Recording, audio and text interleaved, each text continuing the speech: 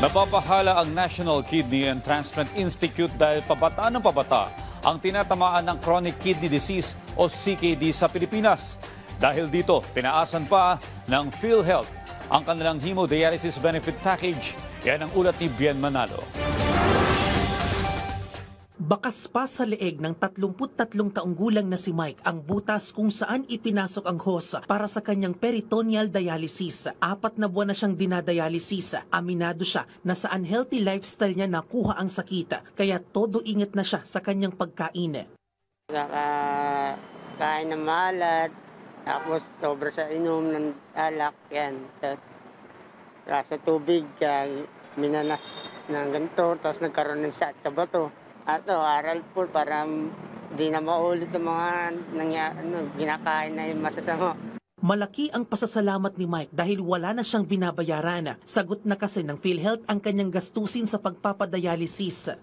Malaking tulong po talaga, sir. Kaya nagpapasalamat po sa PhilHealth na nagkaroon na ako ng ganitong PhilHealth na para madaan naman ako, gumaling man ako, maano ulit. Pero huwag na sana maulit. Nababahala naman ang National Kidney and Transplant Institute dahil pabata ng pabata ang tinatamaan ng chronic kidney disease o CKD sa Pilipinas. Ayon yan sa Pediatric Nephrology Society of the Philippines. Sa pinakahuling datos ng Philippine Renal Disease Registry, umabot na sa mahigit 100,000 ang naitalang may CKD sa bansa simula 2021 hanggang 2025. Halos 2,000 rito ay pawang kabataan, edad 19 na taong gulang pababa. Mahigit 100,000 naman ang sumailalim o sumasailalim sa dialysis sa nakalipas na higit 4 na taon. Sa NKTI, pumalo na sa halos 4,000 ang mga naitalang pasyenteng may CKD, habang mahigit 300 naman ang sumasailalim sa organ transplant kada taon. Dahil dito, umaasa ang NKTI na mabibigyang pansina ang pag-amyenda sa RA 7170 o ang Organ Donation Act of 1991 sa pagpasok ng 20th Congress.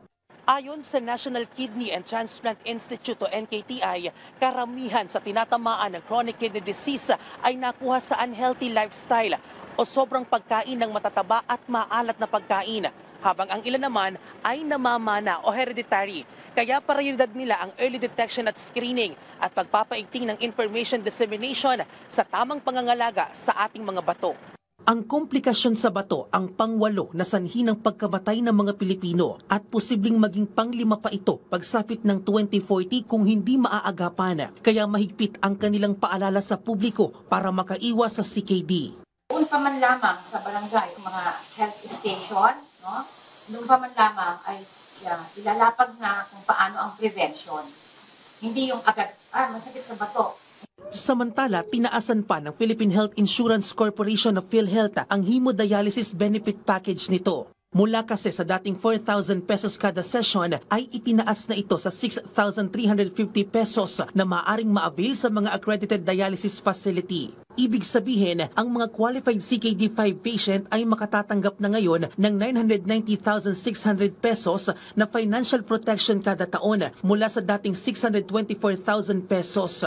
Itinaas na rin sa 2 million pesos ang Z-benefit package coverage para sa kidney transplantation mula sa 600,000 pesos.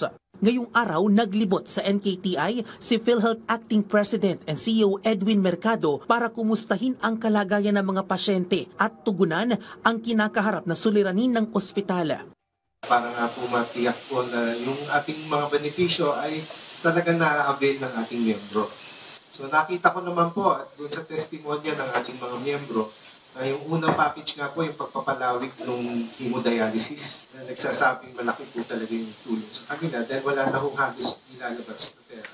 Bagamat zero subsidy ngayong 2025, tiniyak naman ni Dr. Mercado na may sapat pa ring pondo ang PhilHealth para ipagpatuloy ang kanilang serbisyo sa lahat ng Pilipinong mangangailangan ng atensyong medikal, alinsunod na rin sa umiiral na Universal Healthcare Law.